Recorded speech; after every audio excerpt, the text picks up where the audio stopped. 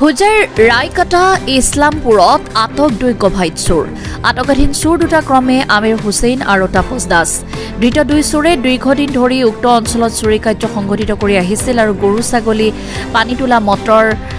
solar plate battery আদি চুৰি কৰি ব্যতিব্যস্ত কৰি তুলিছিল স্থানীয় ৰাইজক পূৰ্বে কেইবাবাৰো স্থানীয় ৰাইজৰ হাতত ধৰা পৰিছিল চোৰ দুটা কিন্তু পুনৰাই চুৰি নকৰাৰ দুহাই দি হাৰি গৈছিল আমিৰ আৰু তাপস আজি পুনৰাই স্থানীয় ৰাইজে হাতে লুটে আটক কৰে 2 গভাইত চোৰ আমিৰ আৰু তাপসক পৰৱৰ্তী সময়ত ৰাইজে লপাথপা দি সমজি দিয়ে হুজাই আৰক্ষীক bureau report Assam north east news live ঘটনাটো হল মানে আমাৰ গাঁৱত বহুত দিনৰ পৰা মানে আজি 3-4 বছৰৰ পৰা চুৰি হৈ আছে সিহঁতক মানে আৰু 3বাৰ ধৰা হল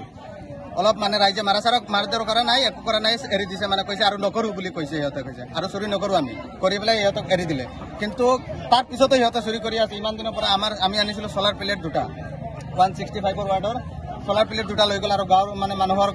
গাড়ীৰ পৰা বেটাৰী লৈ যায় দুমকল আছে এইবিলাক লৈ যায় মটৰ লৈ যায় ৱাটাৰ পাম্প তাৰপিছত গৰু ছাগলী সব লৈ যায় মানে মানুহ আৰু শান্তিতে ৰাখিব নোৱাৰে দুজনে মিলি পেলাই ড্ৰাগছ বিক্ৰী কৰে কি নাম এতৰ এজনৰ নাম হল আমিৰ হুছেইন আৰু এজনৰ নাম হল তপস দাস জাগাখনৰ নাম গাঁওখনৰ নাম হল ৰায়কাটা ইছলামপুৰ আপোনাৰ কি চুৰি হৈছিল মোৰ সোলাৰ প্লেট দুখন চুৰি হল এখন উদ্ধাৰ হল আৰু এখন বোলে যোন চোৰৰ লিডাৰ যোন আছে তেওঁৰ ঘৰৰ পৰা এখন উদ্ধাৰ হৈছে আৰু এখন তেওঁৰ ভণ্টিৰ ঘৰত আছে ভণ্টিৰ ঘৰটো হল হাতীমাৰা আপোনাৰ নামটো মোৰ নাম হল আমিনুল ইছলাম আপোনাক আৰক্ষীক জনাইছে নেকি আৰক্ষীক জনাইছো আৰক্ষী এতিয়ালৈকে অহা নাই আহি পাব এতিয়া ইতিমধ্যে আপোনাৰ নামটো মোৰ নাম আমিনুল ইছলাম